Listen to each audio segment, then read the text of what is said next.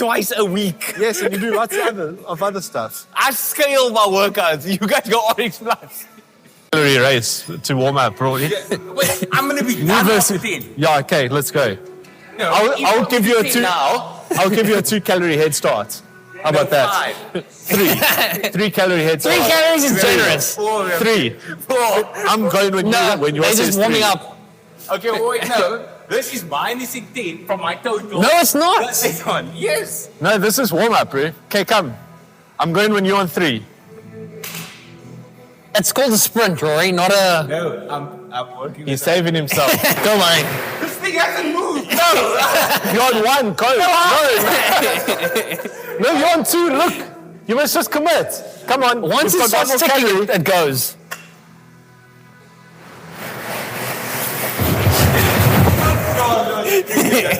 What's that? I want to do that.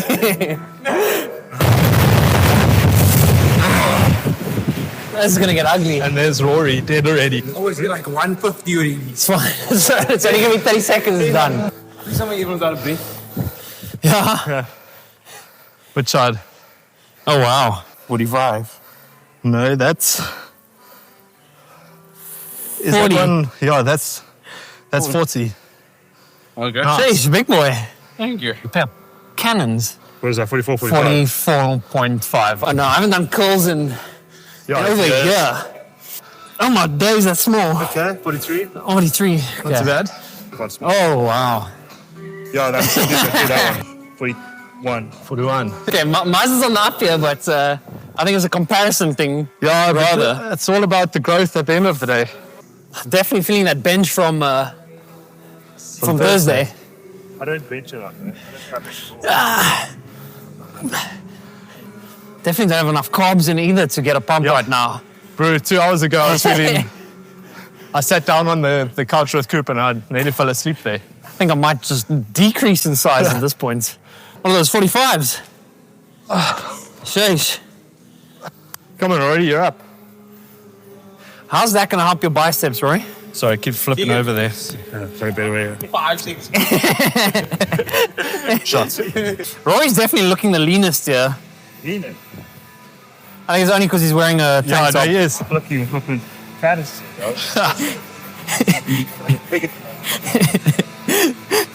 Ordering from KFC on the way home, bro. What's that double punch?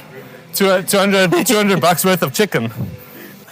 Need bigger dumbbells here, man. Oh, That's Lanta. too easy. We're gonna, the second part of this test is max reps at 45 when we're done, eh? 46. 47. Who's gonna carry the boats and the logs? Not Rory. None of you are doing actually bicep movements right now. I've been doing biceps. A bicep measuring comp. Okay, then, Murray, we do one more set of bench and then we I'm just do enjoying the bencher, sorry. max curls. Righto. Now we crank. Yeah, boy. Oh, no. Yeah, boy. We're gonna get so much heat. How bad form our curls are looking. I haven't done curls in days. Yeah. He's playing with the big weights. Yes. Rory is becoming a big boy. Yeah, I don't think I can do the thing, guys. Nah, that's just too heavy. Nope. No. I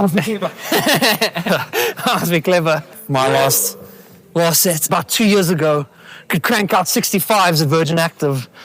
And now it's Yeah. like nowhere. But like we would do reps at 50 for like fun. Hey, stop there. That's cheating now. Yeah. It hasn't changed. Damn. It's 45. Yeah, I think we need to dedicate the episode to doing a bicep curl. Yeah, Rory is shredded. 39. That's exactly the same. That's what I'm saying. Go smaller. 32. Down 10. 40. 5.6. I got a bit of an increase. Rory's got into fight or flight mode about the bike here. Okay, 47. Going up and down. 47. 47. Last time 23, it's 5.2 now. I said 47. Yeah. I'm not doing the eco bike in this all bike. We're gonna work out with That was CJ's suggestion. Yeah, CJ got us into this one. I promise you. Keith, I promise you, I'll do as much as I can. No. When it starts hurting, get off. Okay, but and I'll be back on it. Let's do 60 then in total. 60 cals. That'll still hurt. Are you cheating here? It's just keeps on coming back. Yeah. Put us a bang on there, CJ. I'm about to go to town. I'm gonna quit. I'm definitely not warm enough to go full tilt Just right now. quads over there though, not to the left.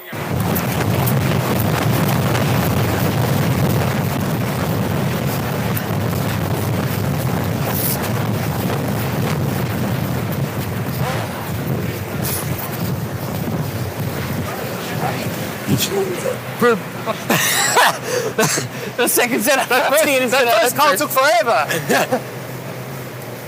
Oh no, Murray, this next one is gonna hurt me.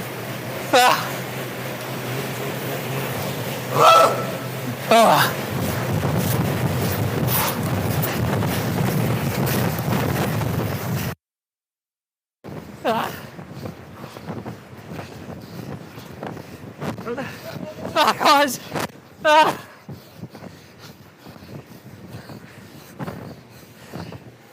Oh, sorry. Go, boys! Come on. Rory!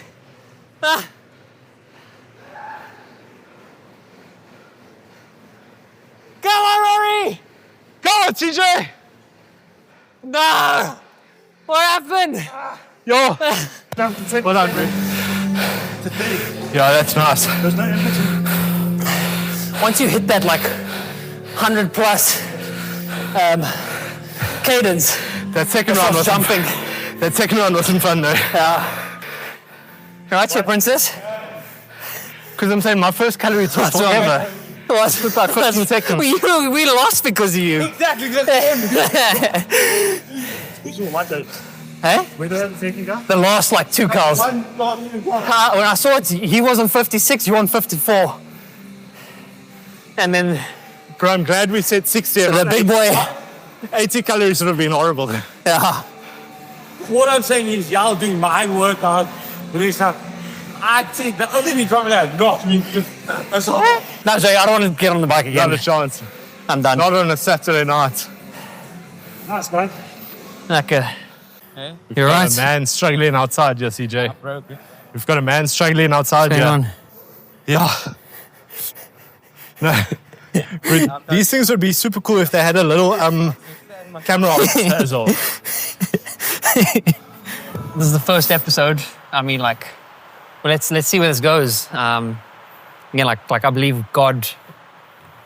I don't again think we're sitting here by accident. Just again, we're testing the waters on this, and I believe God has something special to share to each and every single one of us. Not just here, but again, like CJ was saying, like that it actually overflows beyond the space. And yeah, get this just the 4 of us here. Like, look, I've known you guys for the last year and a half, and it feels like best friends already type of thing. Yeah. What does friendship mean to you guys? I look through my life, and I just think about some of the things I've been through, and I've seen friends kind of be there for me, not just to have fun. Like I think friends are there for good times, but I've also seen friends be there for me in moments where, I've always wondered what's happening, where I've asked questions, where I've been confused, and it's always been maybe a strength when I've questioned and doubted. So it's almost kind of like, I think when you apply maybe like a very shallow thought process to it, you kind of think friends are there just to have a good time with, which is maybe one aspect of it. But when I look through my life, I've just seen friends be there for me in moments where I've been at my lowest, maybe I've been at my most unhealthy, and they've almost been like a moment of strength which I can rely on. And I've seen friends just be not even friends, but almost like family. So it's been quite cool for me to see friends go beyond just having a good time, but friends be there for me in the most strangest of times, the best of times, and the lowest of times. Doing life together. That's exactly it, because life isn't easy. And I think sometimes we think life is just one highlight to a highlight to a highlight, and it's not. Life is really the ups and downs in the valley and on the mountaintop. And I think friends are there for you on the mountaintop, but friends are also there in the valley with you. Yeah, 100%. Yeah, I think as well, like, pretty similar from my side, but like, as you said, we've only known each other for the last 1.5 to 2 years. I mean, since I moved down to Cape Town, but I've still got some pretty good friends back up in Pretoria, but I've made some of my best friendships down here because you guys are there, not just in the good times, like with having a little baby Cooper. Everybody wants to be friends with us and come see the baby. But even in the bad times, like I feel like it's a better friendship because I know you guys will always be there to help me out. I know CJ loves driving people to the airport at strange hours of the day. And that's what friendship's for. It's being uncomfortable, but still helping out your mates around you. Not just being friends with them for the good times, lifting weights at gym. But that's pretty cool as well. Yeah. And that's the thought, again, coming back to that 1.5 thing, where friendship isn't based on time. Yes, as time goes on, like, you develop a deeper friendship, but it's again, it's like that. The real friend is the friend that's there for you, like you're saying, on the good days and the bad days, that's walking life with you, that's keeping you accountable, that's got your back when someone else in the room is bad-mouthing you and you're not there. Like those are the real friends that you can lean on, that you can... Exactly. Yeah. That you can trust. Like trust is a good metric for friendship. 100%. You know, someone once told me years ago, show me your friends and I'll show you your future. And I think if I can look at my friends and wonder what my future looks like, that's always such a good, like, measuring stick for me, where I think, like, what's my future looking like just based on my friends? And I can quite confidently say I've got quite a cool future ahead of me just based by the people I have surrounding me. And I think, at one stage, I look at a lot of people and I wonder what it looks like. I can look at them and I wonder what their future might look like based on the friends which they've chosen to surround them. And I think that might be even a good way of saying it. Who have you chosen to surround yourself with? Because I think that's an intentional decision.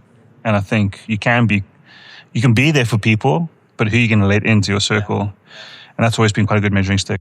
The thing that I've also tried to be more active about in the last couple of years is making friendships with, might sound weird, but with people that are better than me, be that like physically at CrossFit or at sport or spiritually with their relationship with God. And I think not that you can't mentor your other friends and build them up, but you also need to surround yourself with people that will build you up as well. That will help you along your journey spiritually, emotionally, physically.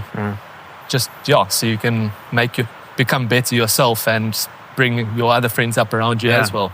And then why would you say it's important then to be surrounded by like-minded people? I think about the end of the day, life is also about the decisions you make. So I think about, like, the day in life doesn't just happen. I think one stage in my life, I thought life was just kind of unfold for me. And then at one stage, life just kind of wasn't happening in the way I thought it was. And I realized at the end of the day, your life is determined by the decisions you make. Yeah. And what was the question again? Why is it important to be surrounded by like-minded people? And I realized to myself that if I'm going to be surrounded by people who aren't on a similar journey to me, I'm going to be pulled in different directions based on the decisions I'm making. Because whether you like it or not, the people around you do force you to make the decisions that you make, or are a big influence on the decisions that you make. So if you have people around you aren't helping you make wise decisions, you're going to be pulled from left to right, backwards, front. But if you have people around you who are like-minded, showing your friends and I'll show you your future, you are going to be able to make the right decisions, which will help you make the right decisions and the right steps forward. Yeah. And I think life's also not unique. 95 to 99% of guys all struggle with the same things. Oh, yeah. So I think all of us, you get into that space where you think you're the only person struggling with issues and topics. Yeah. But I mean, realizing everyone's going through the same 99 out of 100 guys yeah. have had those struggles before. So being around those guys that have had breakthrough in those areas of their life can also help you make the right decisions. Help you make the right decisions in your life. I always think of that phrase, you catch what you're close to. Like think of it, if you're around sick people, you're probably going to get sick as well. You're going to catch the flu or whatever. Same thing if you're surrounded by people with bad habits and people with bad values, those values are automatically going to latch onto you as well. And the opposite is true. If you're surrounded by people that are God honoring, that have good habits, go to the gym, stay healthy, honor their partners, honor their friends, like those, like you're gonna catch what you're close to. It's gonna be overflow. Well, I mean, like they say, you're an average of the 5 people you spend the most time with. So if you take those people, add them together and divide by 5, that's kind of like who you are. So you aren't, which is hectic. I've always wondered, like, and I think that is quite a generalized statement, but it's always a good thing. Like, am I happy with the kind of person I'm becoming? Yeah. You know? And almost on that, like, how do you become a better friend? How do you attract good friends as well? That's tricky. I always ask myself the question, like, again, so many people are always saying, like, hey, I don't have good friends or whatever, or I don't know how to find friends. I think the better question to ask is, are you a good friend? As in, are you someone that other people want to spend time with? Like, I always think of that, like, we all know those people where you ask them how you're doing, and it's always a negative answer. It's always, I'm feeling bad, I'm feeling down, whatever. We're losing our podcast members here one by one. Eventually, it's going to come down to, like I'm probably not going to ask you how you're doing if all you have to say is something negative, and that's hard. And like I'm saying, like, are you that friend that your friends want to be around? Are you uplifting? Are you encouraging? Are you a good friend? Yeah, I think one, as you say, like an example of that is, so my dad, people love speaking to him, not because he's good at speaking as well, but it's because he's a great listener. And he actually takes a genuine interest when people actually come to him with problems. And kind of due to that, being a good listener and actually properly caring about how somebody's actually doing, people feel open with him and actually want to talk to him. And those are probably 2 pretty good qualities in a friend, and ways you can become a better friend is people love to speak about themselves. So next time you're kind of talking to somebody new, instead of actually speaking about yourself, just stop for a second and start asking questions about them, and leave your own ego aside until they are done having their 10 cents to say about themselves, and start asking questions back. And maybe if they don't start asking questions back, they're not a good enough friend for you. Exactly. That's such a good question, but something I've always thought about is, if you look at someone who struggles with friends, something I always ask them, I ask myself is, and you look at them, is, are they the common denominator? Because you can see in every moment, you can see the common denominator. If someone's always changing friendship circles, if someone's always struggling with trying to find friends, sometimes we have to have a look in the mirror and wonder, is it the people around me? Or is there maybe the decisions I'm making that's in, and it's a hard question to ask. I've had to sometimes look in the mirror and be like, are these things am I struggling with? And sometimes it can be output factors. I never want to take away from that. But sometimes it's decisions I'm making that are influencing the factors that I'm experiencing. And am I the common denominator? And really is, you will never build or what you're not willing to be. So if you want great friends, sometimes you have to ask, how can I be a great friend? I think it's what you just spoke about now. What does it look like being a friend? How can I be what I want someone to be to me? I want someone who's going to be able to be there for me when times are tough, who's going to be there when times are great, who can listen when I have problems, can I listen to them when I have problems. Yeah. So really, I think at the end of the day is would you become what you're not willing to be. So it's asking yourself, like, well, how can I help others? Because I think sometimes we always have the arrows focusing inside. How can people be there for me? How can these things help me? But turning those arrows on the outside and asking, well, how can I actually be there for others? With a fine line, because sometimes we can kind of have that mentality, then we stretch ourselves thin and be there for everyone. So I think there's a healthy balance. But I think sometimes asking yourself the question, well, who's the common denominator? Is it me? And then actually asking yourselves, what can I do to help rectify the situation? And I think about church. There's always people who say, I could never find community. Then the service ends and they're out of there, in their car home. And the service hasn't ended. And you're never going to find community if you're not willing to actually embrace community. Exactly. And within community, there's always problems. Where there's people, there's problems. We all have problems ourselves. Exactly. Yeah. And again, it's if your sole focus is about you the whole time and what I can get out of my friends, like Sure. you're a toxic friend then. That's the thing. One of the hardest things someone told me once was, you need to learn to have hard conversations well, and that applies to friends. You're gonna have great, awesome conversations with friends. Then there's gonna be moments you're gonna have conversations with friends that are gonna be a little more challenging, because you're there to sharpen each other, and we're there to better each other. We're not just there to be there when times are awesome, because you're never gonna grow.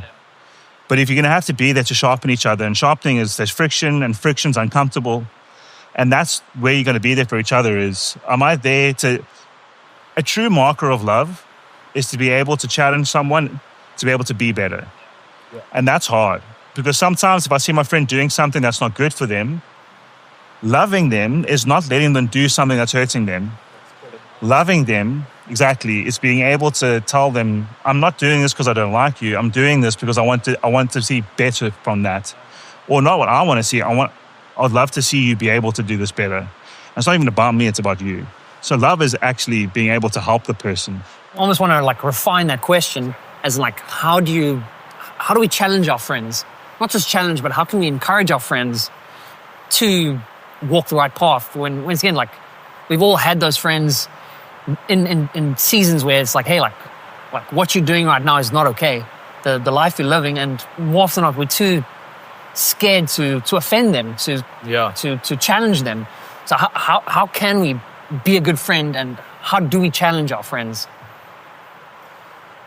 So I mean, in my personal life, I've been terrified of conflict and being scared of offending my friends, as you said. It's tough. But I think in the last few years I've really grown to also think, if I'm in that situation, I would want my friend to come to me and tell me, hey, stop, listen, what you're doing is not right. So I think it takes a lot of guts as well to actually properly be what you can call a good friend. Otherwise, you're just there for the good times. But in the bad times, you need to actually have those guts to actually go up to that guy or girl and tell them, listen, what you're doing is wrong. Yeah. But yeah, it's a very challenging thing, and something I also still work through today to become better at that as well with the friends I have around me.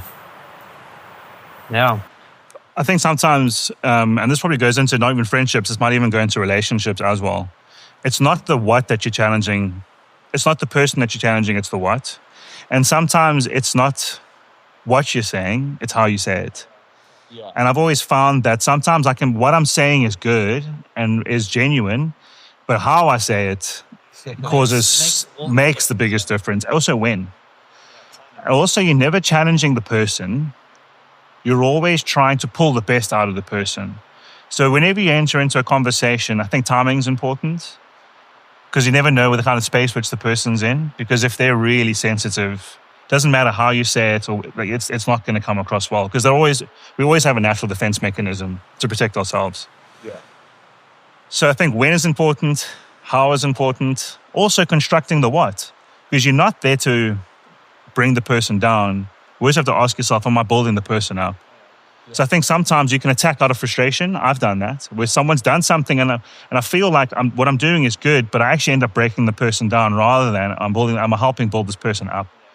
So even asking myself, the way that I'm going to attack this conversation, can I attack it? Can I bring it in a certain way that I can help this person be the best? Or am I just attacking the person because I'm frustrated? Yeah. So I think that's something I've always learned, is never do it out of frustration. Always do it out of love. It's like, when you have a dog and your dog does something wrong, it doesn't understand what it's doing. And if you maybe discipline your dog because you're angry, you're just taking your frustrations out on the dog. Yeah. But if you're disciplining your dog because you're trying to get it to understand what's right and wrong, and I'm not saying your friends are like dogs, what I'm trying to say is, you as a person, you can't let your frustrations out. Yeah. You have to ask yourself, am I doing this because I'm trying to help the person, or am I doing because I'm frustrated? So if you can pull yourself from the situation, ask yourself, how can I do this? How can I build them up?